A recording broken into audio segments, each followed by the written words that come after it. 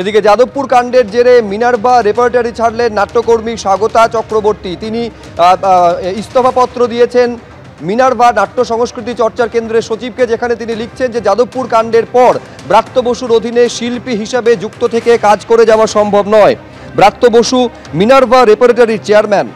স্বাগতাকে শুভেচ্ছা, ভালো কাজ করো, বড় হও, প্রতিক্রিয়া ব্রাত্য বসুর।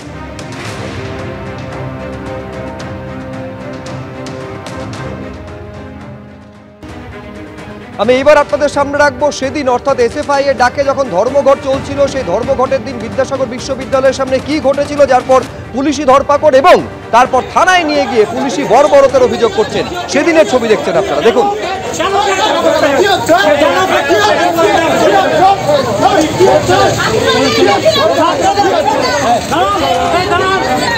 আমাদের ইউনিভার্সিটি, আমাদের জানানোর রাইটস আছে। আপনারা কারা এখানে কুর্তি পরে এখানে কেন?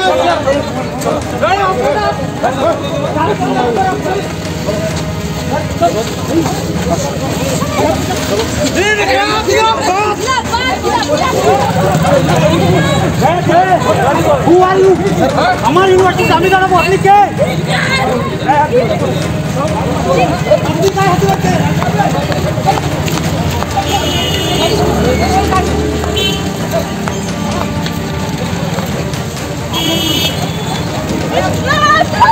নিরাপত্তা দিতে পারে না, নিরাপত্তা দিতে পারবে।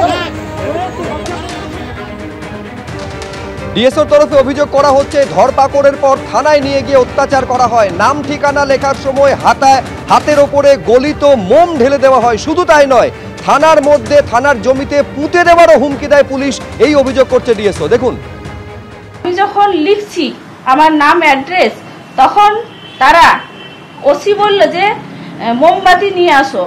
মোমবাতি তারা নিয়ে এসে সেটাকে জ্বালিয়ে, তখন সেই মোমবাতির জ্বলন্ত যে মোম সেটা আমার হাতে ঢেলে দেওয়া হয় এবং পায়ের বিভিন্ন জায়গায় ছেঁকা দেওয়া হয়। হাতের এই যে মোমবাতির মোম এখানে ঢেলে দেওয়া হয়েছে এবং এখানে ঢেলে দেওয়া হয়েছে, এখনো সেই চিহ্ন আছে।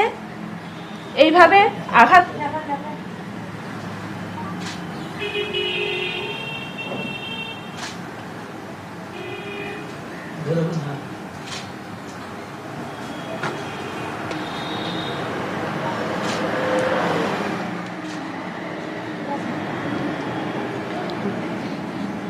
এইভাবে আমাকে মারতে থাকে এবং বলে, থানার ওসি বলছেন যে আমাদের এই থানার অনেক বড় জায়গা আছে যেখানে তোমাদেরকে মেরে পুঁতে দিলেও কিন্তু কেউ কোনো খোঁজ তল্লাশ পাবে না, এরকম ভাবে আমাদেরকে থ্রেট দেয়।